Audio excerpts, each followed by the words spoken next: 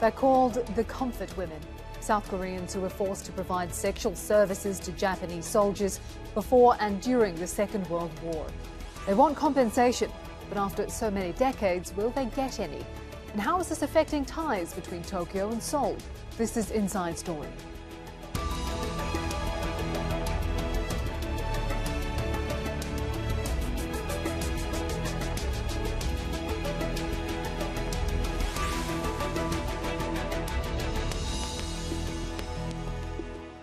Hello and welcome to the programme. I'm Kim Vinnell.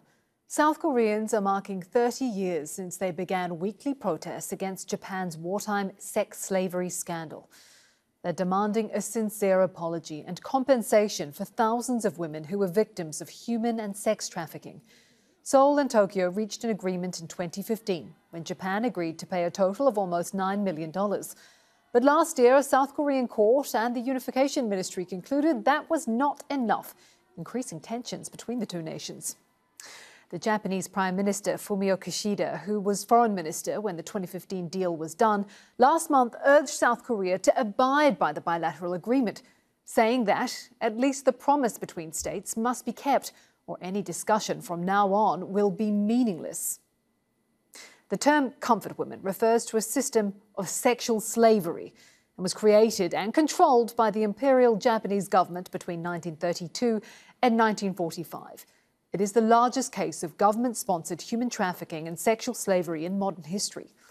Based on the 2015 accord, Japan paid $8.7 million. The money was distributed through a foundation to former victims and the families of those who have since died. In 2019, the foundation was dissolved, with South Korean President Moon Jae-in deciding the deal, agreed under the previous government, failed to properly reflect the victims' wishes. And last year, a South Korean court ordered the Japanese government to pay further damages to former comfort women. Japan protested, but South Korea's Unification Ministry urged Japan on Tuesday to do more to help the victims and to heal their wounds.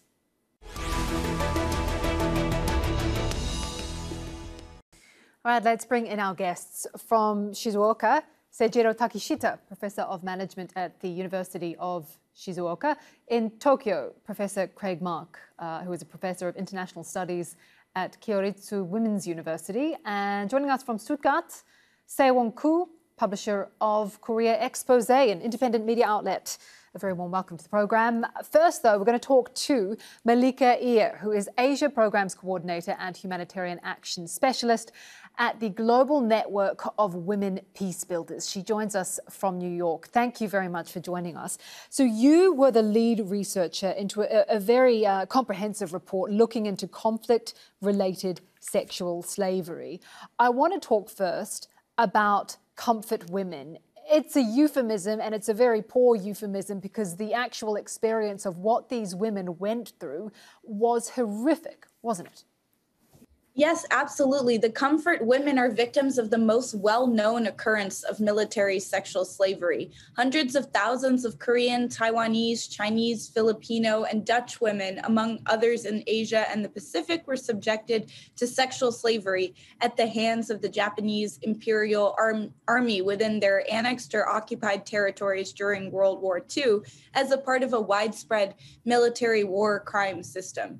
And perhaps the most shocking and horrifying thing about this history of conflict-related sexual slavery is how systematized it was and how deeply ingrained into the Japanese military wartime strategy it was. And the comfort women, who are hundreds and thousands of them, have yet to receive justice and have adequate survivor-centered relief and recovery. So they're still waiting for their horrifying experiences to be truly acknowledged and to be adequately receiving justice. What does the impact, or what is the impact of that sort of trauma? What does it do long term? I was reading some of the stories of some of these women, taken against their will, subjected to rape dozens of times a day for a very long period of time. What does that do to somebody? Yeah, I mean, conflict-related sexual violence, first of all, is a very broad term, and conflict-related sexual slavery is a small part of this broader term of horrifying violence that many women and gender nonconforming people experience. And one thing that's really important to acknowledge is that not only is there a component of sexual violence, but there are also other forms of violence that these survivors experience in tandem, including forced labor, forced marriage, forced sterilization, and sometimes even trafficking, amongst other forms of violence. And the impacts of this are psychological, they're physical, and societal. A lot of the survivors face a lot of stigma when they return to their communities, if they're able to. And it's very difficult for them to reintegrate themselves. Many have children born of rape and really struggle to raise those children or access safe abortions, or even be able to cope with the trauma. So those are some of the impacts of sexual slavery. Sexual slavery in times of war has not gone away, has it? No, unfortunately not. Conflict-related sexual slavery is a widespread, systematic, institutionalized, and deliberate human rights abuse committed by state and non-state armed groups alike. And we've seen the context in which conflict-related sexual slavery occurs has evolved since World War II. And the rise of violent extremist groups and criminal networks has contributed to this widespread use of the bodies of women and girls as a form of currency in the political economy of war.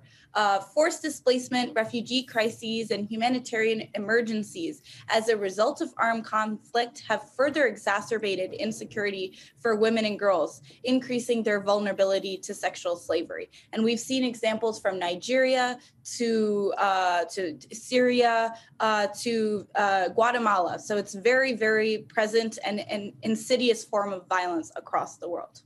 Hey, we'll have to leave it there. Thank you very much for your time, Mallika Iyer there from the Global Network of Women Peacebuilders. Really appreciate it. Thank you. All right, let's bring in the rest of our guests now as we turn specifically to the issue of comfort women. As I say, a very poor euphemism. I'd like to begin with you, Se-Woong Koo in Stuttgart. Hundreds of thousands of victims. Between 2015 and 2016, the Japanese government seemed to go from apologizing to denying the experience of these women. What's your assessment in terms of where things are at right now in Japan's attitude towards these women, in its attitude towards true remorse and redress? Well, what you're describing is not really seen as a new phenomenon from the perspective of many Koreans. The position of the Japanese government, as seen by many Korean people, has been somewhat,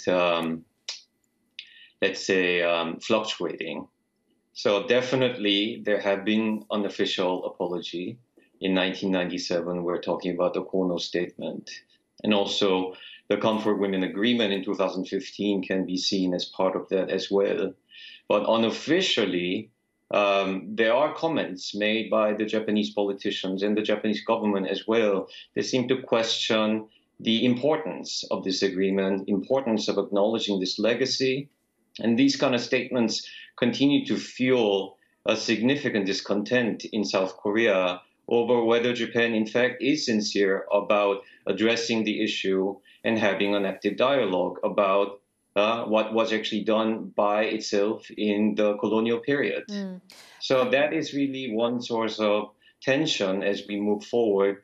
And as we mark the 30th anniversary of the protest decrying Japan's recruitment of comfort women today, they continue to talk about the fact that Korea never really received, and the victims certainly never received, a sincere apology from Japan. Okay, I'd like to pass over to Craig Mark in Tokyo. Do you agree with that assessment in terms of Japan's, how is it described, fluctuating response? Do you think Japan has shown true remorse, continues to show true remorse? No, I wouldn't say Japan has continued to show remorse, certainly not from the recent governments under Shinzo Abe and now Prime Minister Fumio Kishida.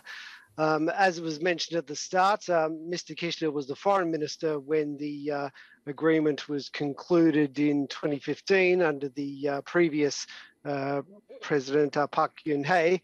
And since President Moon, current president, decided to discontinue cooperation with the agreement in 2019. Ever since, the Japanese government's position has been that, well, it's up to South Korea to resume that agreement. And Mr. Kishida is in no mood to compromise on that stance at all, particularly when he's under pressure from the conservative elements in his ruling Liberal Democratic Party, who are largely responsible for him winning the leadership last October. And that includes former Prime Minister Abe, who is now head of the largest faction in the LDP. So I don't see any room for compromise on Mr. Kishida and the Japanese government's part at all. Okay, I'd like to cross over to Seijiro Takeshita. Is there any issue with describing this as an agreement? I mean, we're talking about hundreds of thousands of women who were systematically raped, and then you pull out and you go to the politics of it, and we're talking about agreements between countries. I mean, what's your take on Japan's stance right now? Well, Japan's stance is the fact that we can't go any further. The reason for this being is that there has been an agreement in 1965. The issue, the compensation claims, was settled completely and final. And in addition, as Se-Woong had been explaining, we've also had various other opportunities, especially in regards to comfort women. Back in 2000, I think it was 15, there has been further agreements. Now, the fact of the matter is, of course, whatever agreement you may have, whatever the coalition or the talks that you may have, the hurt and the pain and these deeds, could never be, compensated. That's a fact. But at the same time, we need to go forward, and especially considering the economic, ties that we have in these two countries, it's very clear that we have to go forward. But the fact of the matter is what the Chinese High Court did in 2018 is basically saying that the wartime labor, for example, that ordered the Japanese firm to compensate the Koreans, is basically breaking all the international laws. In other words, they're acting almost like a backstreet drug dealer who have absolutely no respect at all on international agreements. And my opinion is, what can the Japanese government do under the situation where you're seeing virtually no agreement and the Korean government often taking the stance to utilize this as their political tool, because obviously Japan bashing is the easiest methodology of increasing popularity. So the fact of the matter is that it's very, very difficult, for the Japanese government to make any official, for example, apologies, because they know that things only could get worse because they'll be taken advantage of. Let's not forget that, after the 2018 decision by the Supreme Court in Korea, Japan's direct investment into Korea has declined by 41% in the first half of 2019. But for the rest of the world as well, it's dropped by 40% as well. The reason is very obvious. Nobody wants to have a deal with a country that has absolutely no respective agreement. Now, I don't see why we have to mingle these things together. The fact of the matter is that we have to go on forward. We have to separate, these issues from the emotional issues versus the economic and the politics. Okay, I want to pass over to Se-Woong Koo. Do you agree with that? Well, we heard the expression being taken advantage of for apologizing, but the comparison many Koreans will make between Japan, with Japan is of course Germany. Germany being a country that committed wartime crimes that are internationally recognized and continues to apologize for them year after year. And they do not consider the fact that this may be something that they could be taken advantage of for.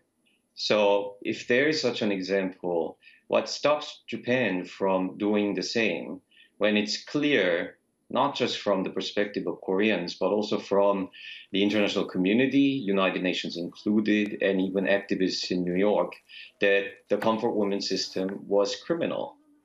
So that is something to think about. At the same time, I believe the professor does raise an important point. Korea and Japan signed an international agreement. They said this is final and irreversible. So is it possible for Korea to say the deal is now off? And in fact, there are questions even within Korea as to whether this is possible. Let's not forget that the President Moon Jae-in and his former foreign minister Kang Kyung-hwa, they never actually officially questioned the validity of the deal. What the government does instead is to engage in actions that certainly jeopardize the deal. For example, closing the foundation that manages the 1 billion yen compensation fund that Japan gave. And also, they're trying to say that whatever money that has so far been dispersed from this compensation fund will be made up by the South Korean government, and that the government will find a way to give their money back to Japan. But certainly, not everybody believes that this is possible. Craig Mark, what's your assessment in terms of what all of this has done to Japan's relationship with South Korea?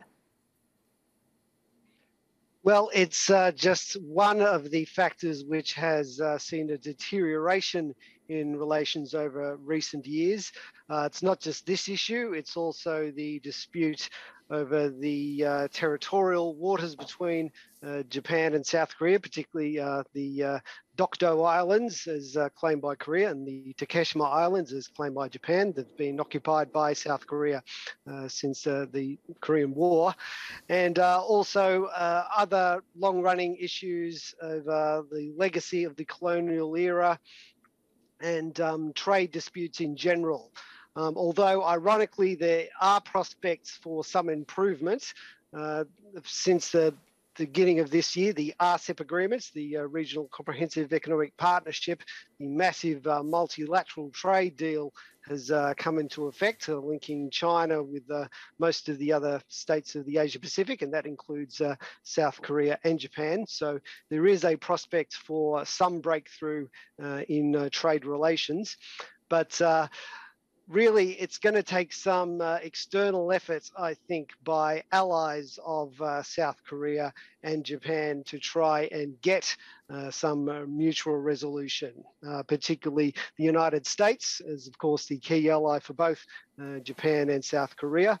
But even other countries, including Australia, which has good trade and security relations with both countries.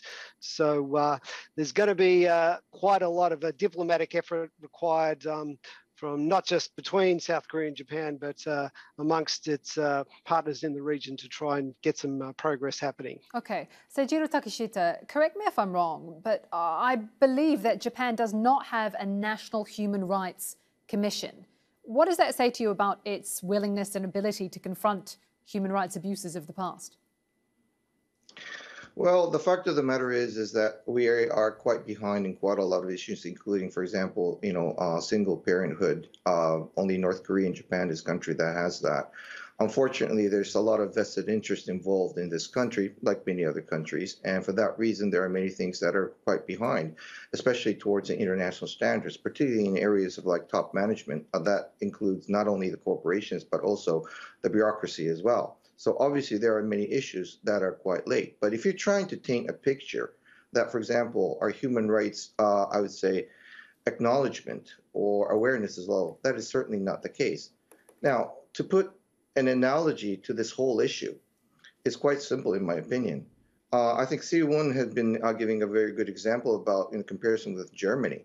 But the fact of the matter is, and I agree with them, but the fact of the matter is what happens to Germany, how their attitudes will change if, for example, Poland or the Netherlands or other, countries that they've been, basically invading during World War II, including like countries like Greece. What if these countries have started to just basically shut down the factories of Siemens or Bosch or whatever, Mercedes or whatever, and tell them that they have to basically settle the payment which had been agreed, decades ago? The business will not go forward. And obviously, the main factor of these two countries is coalition on the economic side, especially with the aggression that we're seeing from China. The fact of the matter is that we do have to create a good coalition. And there's a lot of things that these two countries can basically learn from each other and basically create a lot of synergism. But unfortunately, it's showing a negative synergy at this point.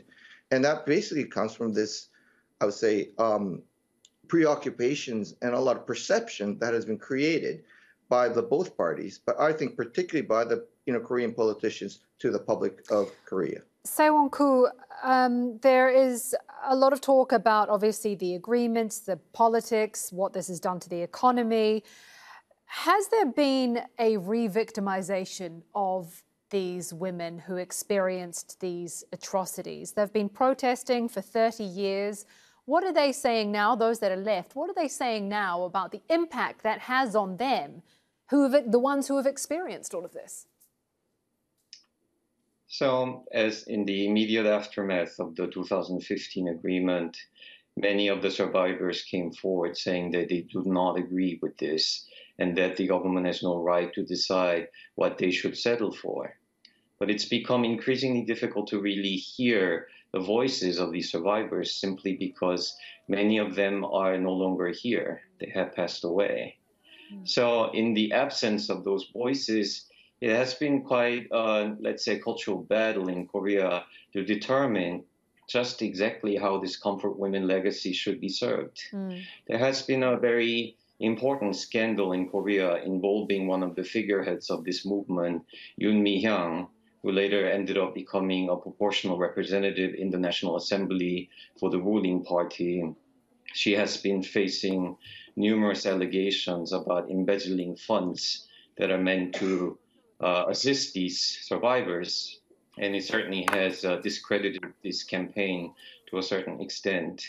And also there have been instances where certain other voices about the comfort women legacy are being silenced. A good example is a book by a professor named Bang Yoo-ha at Sejong University. She wrote a book about the comfort women issue, and she had different takes on the matter from what the mainstream historiography will call for. And for that reason, the book has been censored and her career has been in trouble. And she's also facing various lawsuits. So it is a very difficult climate also in Korea where different opinions can be expressed about the comfort women precisely because comfort women themselves are not necessarily in a position to say what they really went through anymore. Okay, we're coming to the end of the program. We've got about a minute left. Craig, Mark, I'd like to end with you. How do you think this is going to play out, this disagreement over the agreement around comfort women and the legacy? Well, I don't think anything has any prospect of moving ahead until at least after the elections for the South Korean president due in March. Depending on who is the new president, that might have the chance for a circuit breaker. And also after the upper house elections in July. If Mr. Takeshita performs well enough there, he'll be able to have a bit more political leeway domestically to possibly move ahead and try and resolve this issue. But there's probably not going to be any diplomatic movement ahead of those domestic elections. All right. Thank you to all of our guests, Seijiro, Takeshita, Craig, Mark, and Se-Woong Koo. And thank you too for watching. You can see the program again anytime by visiting our website, aljazeera.com. And for further discussion, go to our Facebook page. That's facebook.com/AJ Inside Story. You can also join the conversation on Twitter. Our handle is @AJ Inside Story. From me, Kim Vinnell, and the whole team here in Doha. Bye-bye for now.